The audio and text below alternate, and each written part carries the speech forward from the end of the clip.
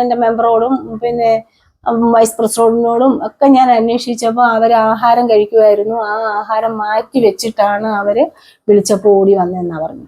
അത്രയ്ക്ക് കരുതലായിരുന്നു. ഒരിക്കലും നമ്മൾ അവരെ മറക്കാൻ പറ്റത്തില്ല, മറക്കത്തുമില്ല. തീർച്ചയായിട്ടും ഫയർഫോഴ്സ് വന്നു. ഫയർഫോഴ്സ് വന്നു. ഞാനിപ്പോ ഈ വെള്ളം എന്ന് പറയുമ്പോഴെല്ലാം മേളിൽ നിന്ന് 15 മിനിറ്റ് എന്ന് ഇവര് പറയുന്നുണ്ട്. മേളിലോട്ട് ഞാൻ നോക്കിയപ്പോൾ പോലീസുകാർ ചടപടാന്ന് താഴോട്ട് ഇറങ്ങി വരുക. അവര് വരുന്ന വഴിയെല്ലാം എന്നോട് സംസാരിച്ചോണ്ടാ വന്നേ. പിന്നെ ആരോഗ്യം എങ്ങനെയുണ്ട്, സുരക്ഷിതമാണോ, നിൽക്കുന്നിടം സുരക്ഷിതമാണോ എന്നെല്ലാം അവര് ചോദിച്ചോണ്ടാ അമ്മയുടെയൊക്കെ വരുന്നേ. അവര് താഴെ ഇറങ്ങി വന്നിട്ട് അവരോട് ഞാൻ ആദ്യമേ ചോദിച്ചൊരു കാര്യം, സാറേ ഞാൻ സാറിന്റെ ദേഹത്തൊന്ന് പിടിച്ചോട്ടെ എന്ന് വെച്ചാൽ അതുവരെ എൻ്റെ കൈ ഇങ്ങനെ എല്ലാ പേശികളും വരിഞ്ഞു മുറുക്കി ഇങ്ങനെ നല്ല ബലത്തിൽ പിടിച്ചോണ്ടിരിക്കുക. പിന്നെ അവരിൽ ഒരാൾ പറഞ്ഞു, അവരിൽ രണ്ടുപേര് വന്നതിൽ ഒരാളാ പറയുന്നേ പിടിച്ചോണ്ടെന്ന് പറഞ്ഞു. ഞാൻ തോളയിലോട്ട് കൈയിട്ട് കഴിഞ്ഞപ്പം പുള്ളി പറഞ്ഞു തണുത്തിരിക്കുവാണല്ലോ. അപ്പൊ മേളിൽ നിന്ന് വരുന്ന പോലീസുകാരനോടും പറഞ്ഞു ഇറങ്ങി വരാൻ പറഞ്ഞു. ഒരാൾ ഇപ്പുറത്ത് നിന്ന് കൈ തിരുമ്മി, ഒരാൾ ഇപ്പുറത്ത് നിന്ന്. ആ കൈയൊക്കെ നല്ല ചൂടാക്കിയതിന് ശേഷമാണ് അവരെന്നെ വലയ്ക്കകത്തോട്ട് എടുത്തു വെക്കുന്നത്. വലയ്ക്കകത്തോട്ടും അവർ ആദ്യം എന്നോട് ചോദിക്കുന്നുണ്ട്, സ്വയം കയറി ഇരിക്കാമോ, കാല് പൊക്കാമോ എന്നൊക്കെ ചോദിക്കുന്നുണ്ട്. അപ്പൊ ഞാൻ പറഞ്ഞു ഇനിയും കുഴപ്പമില്ല എന്ന് പറഞ്ഞു. കാല് പൊക്കി ഞാൻ അതിൽ കയറിയിരുന്നു. എന്നിട്ട് ഈ മേളി വരുന്നരം വരെ അവരെന്നോട് സംസാരിച്ച് ഓരോ തൊടിയും കയറി വരുക. ഞാൻ എന്നെ കയറ്റുന്നതിനനുസരിച്ച് ഓരോ തൊടിയും അവർ കയറി മേളിലോട്ട് വരുക. മേളിലോട്ട് വരുമ്പോൾ ഇവര് ചോദിക്കുന്നുണ്ട്. അപ്പൊ ഈ കുറേ മേളി എത്തിക്കഴിഞ്ഞപ്പോൾ ഞാൻ പറഞ്ഞു, സാറേ എനിക്കൊരു ചായ വേണമെന്ന്. അപ്പം അവർ പറഞ്ഞു ചായയൊക്കെ തരാമെന്ന് പറഞ്ഞ് മേളി കൊണ്ടുവന്നു.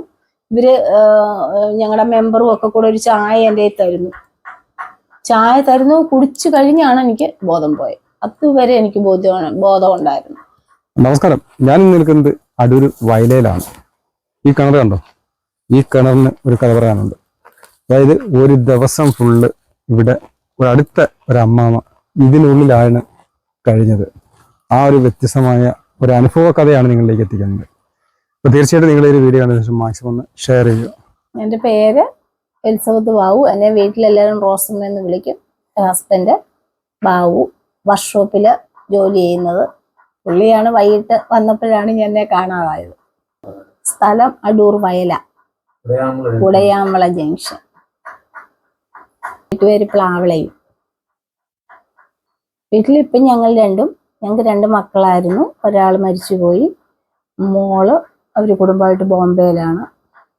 അവരിതൊക്കെ അറിഞ്ഞു കഴിഞ്ഞാൽ അവരും വിഷമത്തിലായിരുന്നു. പിന്നെ ഞാൻ അവരുമായിട്ട് നേരിട്ട് സംസാരിച്ചു കഴിഞ്ഞപ്പോഴാണ്, വീഡിയോ കോളൊക്കെ ചെയ്ത് കഴിഞ്ഞപ്പോഴാണ് അവർക്കും ഒരു സമാധാനമായത്. എന്താണ് സംഭവിച്ചത്? ഞാൻ പന്നിയെ കണ്ടോണ്ട് പേടിച്ച് ഇങ്ങനെ കിണറ്റിന്റെ തിട്ടേ കയറി നിന്നതാ. പിന്നെയും അടുത്ത പന്നിയെ കൂടെ കണ്ടപ്പോ പുറകോട്ട് കാല് വലിച്ചതാ. കാല് വലിച്ചപ്പോ താഴോട്ടായിപ്പോയി. അടച്ചിട്ടിരുന്ന കണ്ടായിരുന്നു. മേളില് തടിയൊക്കെ വെച്ച് അടച്ചിട്ടിരുന്നത്. അവിടെ വേറെ വീടുകളും കാര്യങ്ങളൊന്നും വീട് ഇച്ചിരി ഇങ്ങോട്ട് മാറിയേ ഉള്ളൂ. എളുപ്പം ആൾക്കാർ ശ്രദ്ധയിൽപ്പെടത്തില്ല. എന്തോ താഴ്ചയുണ്ട്. താഴ്ച 10-31 തൊടിയുണ്ട്. പിന്നെ എങ്ങനെ അറിഞ്ഞ് ഈ ഒരു സംഭവം? അറിഞ്ഞെന്ന് വെച്ചാ വൈകിട്ട് നമ്മൾ അതിനകത്ത് പോയി കഴിഞ്ഞാൽ നമ്മൾ വിളിച്ചു എന്നൊന്നും ഇവരൊന്നും കേൾക്കുന്നില്ല. ഇവരൊക്കെ നോക്കി നടന്ന് ഇവര് നോക്കി നടക്കുന്നത് രാത്രിയിലൊക്കെ ഞാൻ ഈ വെട്ടം അടിക്കുന്നതൊക്കെ എനിക്ക് കാണാം. പക്ഷെ ഞാൻ വിളിക്കുന്നൊന്നും ഇവര് കേൾക്കുന്നൊന്നുമില്ല. പിന്നെ നേരം വെളുത്ത് കഴിഞ്ഞിട്ടും ഇവര് നോക്കി നടന്നു. പിന്നെ പോലീസിൽ പരാതി കൊടുത്തു. പിന്നെ ഇവര് വന്നിട്ട് പിന്നെ 2-3 പേര് അവിടെയൊക്കെ നോക്കി നടന്ന സമയത്ത് ആൾക്കാരുടെ സൗണ്ട് കേട്ട് ഞാൻ ഇതുപോലെ വാവച്ചപ്പം ആൾക്കാർ വന്ന് എത്തി നോക്കി അങ്ങനെ കണ്ട. എന്തോ താഴ്ച ഉണ്ടായിരുന്നു? താഴ്ച എന്ന് വെച്ചാ 31 തൊടിയും പിന്നെ കുറെ കുഴിയും ഉണ്ട്. 10-45 അടി കാണും. അതിങ്ങനെ നേരെ ചെന്ന് വീണത്? ആ തൊടിയിൽ തട്ടിയിട്ടൊന്നുമില്ല? തൊടിയിലൊന്നും തട്ടിയില്ല ഭാഗ്യത്തിന്. അതുകൊണ്ട് വേറൊന്നും കുഴപ്പങ്ങളൊന്നും വന്നില്ല. തൊടിയിലൊന്നും തട്ടിയില്ല. താഴോട്ടങ്ങ് പോയി. അതിലൊരു രാത്രി കടന്നു. പിന്നെ പിറ്റേ ദിവസം ഉച്ചവരെ, ഒരു 2 മണി വരെ, 2-2:30 വരെ. അങ്ങനെ കാല് വേദന ഇത്രയും നേരം ഇങ്ങനെ ഒരു തൊടിയിൽ ഇങ്ങനെ കാല് പിടിച്ചിങ്ങനെ നിന്ന് അങ്ങനെ. എങ്ങനെ കിട്ടിയ ആ ധൈര്യം? അതൊന്നും നമുക്ക് പറയാൻ പറ്റത്തില്ല, ദൈവം തന്നെന്ന് മാത്രമേ പറയാൻ പറ്റൂ. സാധാരണ നമ്മള് തൊടിയില് കൈ വെച്ച് പിടിച്ചു കഴിഞ്ഞാൽ അങ്ങനെ കിട്ടത്തില്ല, പായലിന്റെ ആ ഒരു വഴുവഴുപ്പൊക്കെ കൊണ്ടേ. കിട്ടത്തില്ല. പക്ഷെ അതിപ്പോ പിന്നെ ഉണങ്ങിക്കിടക്കുവായിരുന്നോണ്ടായിരിക്കാം പിടികിട്ടി ഇങ്ങനെ നിന്നു. പിന്നെ ദൈവം താങ്ങി, അത്ര തന്നെ. പിന്നെ ഇവര് അടൂരിന്ന് ഫയർഫോഴ്സിനെ വിളിച്ചു, അവര് വന്ന് നമ്മളെ കരക്കെടുത്തു. പിന്നെ അവര് തന്നെ ഹോസ്പിറ്റലിൽ കൊണ്ടുപോയി നമ്മളെ.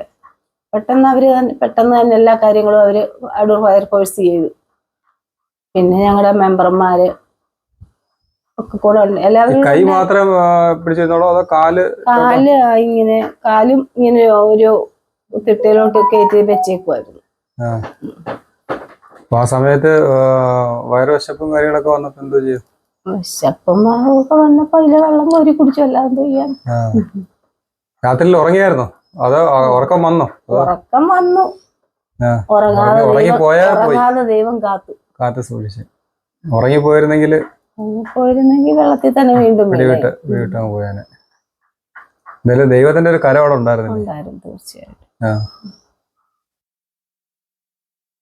പിന്നെ എല്ലാവരും കൂടെ വന്ന് എടുത്തു കൊണ്ടുപോയി ആശുപത്രിയിൽ എത്തിച്ചു. അങ്ങനെ എന്തായാലും നമ്മുടെ മുമ്പിൽ ഇപ്പൊ ഇങ്ങനെ ഒരു സാക്ഷിയായിട്ട് നിൽക്കുവല്ലേ, അത്ഭുത സാക്ഷിയായിട്ട്. അച്ഛൻ ഇവിടെ വന്ന് അന്വേഷിച്ചോ? ഒത്തിരി അന്വേഷിച്ചോ?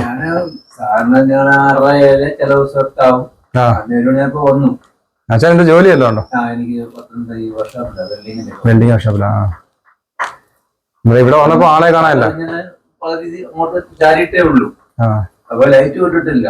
ചില ദിവസമൊക്കെ അത് നേരത്തെ ചിലപ്പോൾ അടുക്കളയിലൊക്കെ പണിയാണെങ്കിൽ പശുവിനെ ലൈറ്റ് കെട്ടിയൊക്കെ ചെയ്യുകയാണെങ്കിൽ വരുമ്പോഴത്തേനാണ് ചായയൊക്കെ ഇടുന്ന പരിപാടിയേ ഉള്ളൂ. അപ്പൊ ഞാൻ വന്നപ്പോ റോസിനും പറഞ്ഞ വിളിച്ചിട്ട് കയറി വരുന്നു. ഇവിടെ കാണുന്നില്ല. എപ്പുറം കാണുമെന്ന് ചോദിച്ചു. അവിടെയും കാണുന്നില്ല. അതിന്റെ ഇടയ്ക്ക് പോയിട്ടൊക്കെ വരുമായിരിക്കും പറഞ്ഞ് നമ്മളിങ്ങനെ പ്രതീക്ഷിച്ചിരുന്നു. 7 മണിയായി 8 മണിയായി ആളിനെ കാണുന്നില്ല. നമ്മളിവിടൊക്കെ പറഞ്ഞു. എന്നിട്ട് ആരും കണ്ടില്ലേ? 4 മണി വരെ ഉണ്ടായിരുന്നു. ഞാൻ എപ്പോഴും അങ്ങോട്ടും ഇങ്ങോട്ടൊക്കെ പോകുന്നതായോണ്ട് നമുക്ക് പറമ്പുണ്ട്. ഈ പശുവൊക്കെ വന്നാൽ ചിലപ്പോ എന്തെങ്കിലും മെഡിക്കൽ എടുക്കാനും അങ്ങനെ ശ്രദ്ധിക്കുന്നില്ലല്ലോ. അന്നേരം അവരിവിടെ 4 മണിക്ക് വിളിച്ചിട്ടുണ്ടായിരുന്നു പറഞ്ഞു. ഇവരെല്ലാരും 4 മണി വരെ എന്നെ കണ്ടു എന്ന് പറഞ്ഞു. അപ്പൊ അത് കഴിഞ്ഞുള്ള സംഭവമാണെന്ന് അവർക്ക് മനസ്സിലായി. പിന്നെ ഇവരെല്ലാം നോക്കി നടന്നു. ഈ വിളയിലോട്ട് പോയതായിട്ട് ഒന്നും ഒരു പുറത്ത് ഈ നമ്മളവിടെ നേരത്തെ പറഞ്ഞ് കൃഷി ചെയ്യുന്നതായിരുന്നു. അപ്പൊ ഈ 2-3 കൊല്ലം കൊണ്ട് കൃഷി ചെയ്യുന്നില്ല. എന്നാൽ പന്നി ശല്യം. പിന്നെ അവര് പിള്ളേർ 3 പേരുണ്ട്. അപ്പൊ ഒരുത്തം പറഞ്ഞ കൃഷി ചെയ്യണ്ട. അത് നമ്മൾ കൃഷിയൊന്നും വിട്ടായിരുന്നു. പിന്നെ അപ്പം ഇവിടെ ആടൊക്കെ ഉള്ള സമയമായിരുന്നു. അപ്പൊ അവര് പെരയെല്ലാം ഇടിഞ്ഞ് താഴെ വീണു.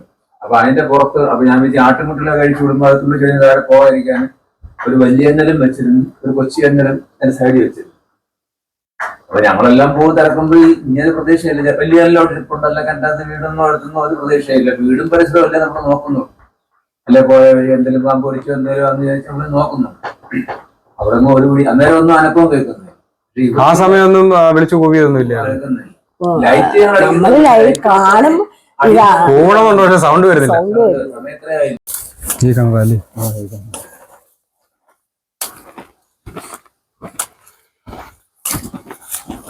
സംഭവം ഈ ഒരു സാധനം ഇങ്ങനെ ഇരിക്കുന്നതുകൊണ്ട് ഇങ്ങനെ വലുത് ഇവിടെ വരെയും വലുതിരിക്കുക. അതിനപ്പുറത്ത് അവർ ചെറുത് കിടന്നു. അതിനകത്ത് ചവിട്ടിയപ്പോഴാ താഴെ പോയല്ലേ? ഭാഗമാണ് താഴോട്ട് പോയത്. ഇതിനകത്ത് പിടിച്ചു നിൽക്കാനുള്ള സൗകര്യം ഉണ്ടായിരുന്നോ? ഇത്രയും വലുപ്പം ഉണ്ടായിരുന്നു.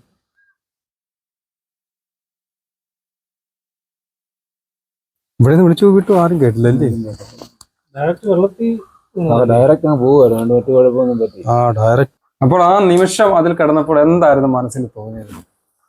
എങ്ങനെയും രക്ഷപ്പെടുക എന്നുള്ളതാ തോന്നുന്നത്. എന്ന് വെച്ചാ നമ്മൾ കേറി നമുക്ക് വീട്ടുകാര് എന്ന് വെച്ചാ എന്തോ അവരെയൊക്കെ കാണാനുള്ള ഇവരെല്ലാരും വിഷമിച്ച് നമ്മളെ നോക്കി നടക്കുമല്ലയോ. അപ്പം എത്രയും പെട്ടെന്ന് ഇവര് രക്ഷിക്കണേ, കയറി വരണേ എന്നൊക്കെയുള്ള ആരെങ്കിലും ഒന്ന് രക്ഷിക്കണേ എന്നുള്ള ഒരു ഇതായിരുന്നു. അങ്ങ് താഴ്ന്നു പോയായിരുന്നല്ലേ? താഴ്ന്നു പോയിട്ട് മേളിലോട്ട് കേറി വന്നപ്പോഴാണ് ഒരു പിടുത്തം കിട്ടിയത്. അതിന്റെ എഴുതുക്കളൊക്കെ ഉണ്ടായിരുന്നോ? അതെല്ലാം കണ്ടോ? അന്നേരം നമ്മൾ അതിനെപ്പറ്റി ഒന്നും ചിന്തിക്കുന്ന പോലും ഇല്ല. ഒറ്റ ചിന്തയുള്ളായിരുന്നു, വീട്ടുകാരെ കാണണം, മക്കളവരെ കാണണം. പിന്നെ ദൈവത്തോട് പ്രാർത്ഥിച്ചു.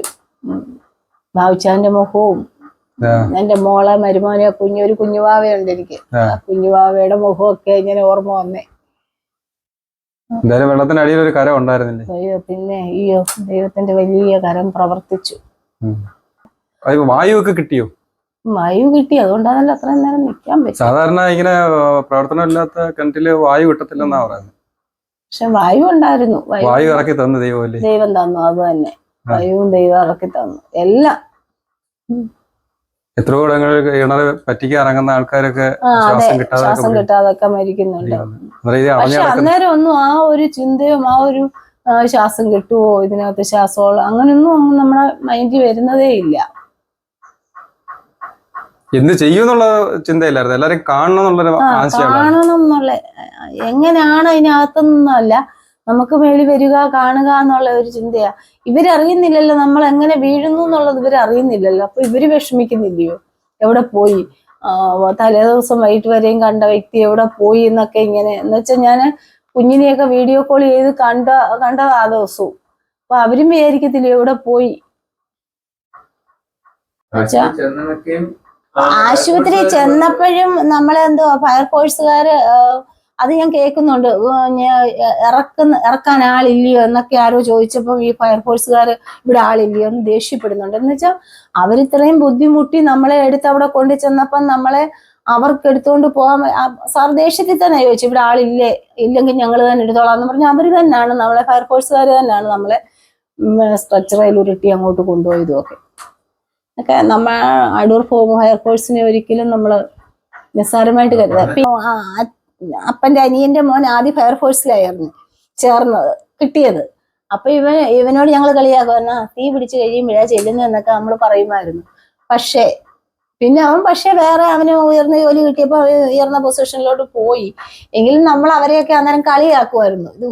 പക്ഷെ നമുക്ക് ഫയർഫോഴ്സിലും ഒരാളുണ്ട്, ഫോറസ്റ്റിലും ഉണ്ട് ഒരാള്. നമുക്ക് ഇവരുടെയൊക്കെ വില നമുക്ക് നല്ലവണ്ണം മനസ്സിലാവുന്ന, ഈ കാട്ടിലും മേട്ടിലും ഇവരെല്ലാം പോയി ജോലി ചെയ്യുന്നത് നമുക്ക് നല്ലോണം അറിയാവുന്ന. അപ്പൊ നമ്മൾ അവരെ ഒരിക്കലും നിസ്സാരക്കാരായിട്ട് ഞാൻ കരുതത്തില്ല. എൻ്റെ നാട്ടുകാര്, എൻ്റെ പഞ്ചായത്തിലെ വനിതാ മെമ്പർമാര് ഒരിക്കലും മറക്കാൻ പറ്റത്തില്ല. ഞാൻ 4-ാം വാർഡിലെ ഒരു അംഗമാണെങ്കിൽ എൻ്റെ മെമ്പറുടെ കൂടെ ഞാൻ കണ്ണു തുറന്ന് നോക്കിയപ്പോ കണ്ടത് ഞാൻ 12-ാം വാർഡിലെ വനിതാ മെമ്പറെയാ കാണുന്നത്. എന്നുവെച്ചാൽ അത്രയ്ക്ക് അവരെന്നെ കെയർ ചെയ്തു എന്നുള്ളതാണ്. എന്നിട്ട് ഞാൻ അവിടെ പുള്ളിക്കാരത്തിയുടെ ഭർത്താവ് വയ്യാതെ കിടക്കുന്ന ആളാ, എന്നിട്ട് പോലും അത്രയും നേരം നമ്മുടെ കൂടെ നിന്ന് നമ്മളെ കെയർ ചെയ്ത് ഞാൻ ഓക്കെ ആണ്, ഞാൻ ഇനിയും പൊയ്ക്കോട്ടെ എന്ന് ചോദിച്ചിട്ടാണ് പുള്ളിക്കാരത്തി പോയത്. അതേപോലെ എൻ്റെ നാട്ടുകാര്, പിന്നെ ഒത്തിരി നന്ദി പറയാനുള്ള എൻ്റെ നാട്ടുകാർക്കും നാട്ടുകാർക്കാണ്. എന്ന് വെച്ചാൽ ഞാൻ മേളി വന്ന് നോക്കുമ്പം എൻ്റെ പഞ്ചായത്തിലെ സത്യം പറഞ്ഞാൽ എൻ്റെ വാർഡ് മെമ്പർ എന്ന് വെച്ചാൽ എന്നെക്കാട്ടിൽ ഒത്തിരി ഇളയതാണ് അവള്. എന്നെ ചേർത്ത് പിടിച്ചു നിർത്തി. അന്നേരം അവള് കരയുക. എന്ന് വെച്ച് കഴിഞ്ഞാൽ തലേദിവസം കണ്ടില്ല എന്ന് പറയുമ്പോൾ മുതൽ അവർക്കെല്ലാം ഒരു പേടിയുണ്ടല്ലോ. പിന്നെ പഴയ പഞ്ചായത്തിന്റെ വൈസ് പ്രസിഡന്റ് അദ്ദേഹം ഇപ്പം ചൂരക്കോട് സർവീസ് സഹകരണ സംഘത്തിന്റെ പ്രസിഡന്റാണ്. അവരൊക്കെ അങ്ങനെ ഒത്തിരി പേരുണ്ട്, നമ്മുടെ ഒത്തിരി പേര്. അതായത് പ്രകാശ്, അങ്ങനെ എനിക്ക് ഓരോരുത്തരുടെ പേര് പറയാൻ ആണെങ്കിൽ ഒത്തിരി പേരുണ്ട്. പ്രകാശുണ്ട്, പിന്നെ രഞ്ജു, അങ്ങനെ ഒത്തിരി നമുക്ക് പേര് പറഞ്ഞറിയിക്കാൻ വയ്യ, ഒത്തിരി പേരുണ്ട്. എന്റെ ഹസ്ബൻഡിനെ ആയാലും അത്രയും നേരം സമാധാനിപ്പിച്ചതും ഒക്കെ ഈ ആൾക്കാരാണ്.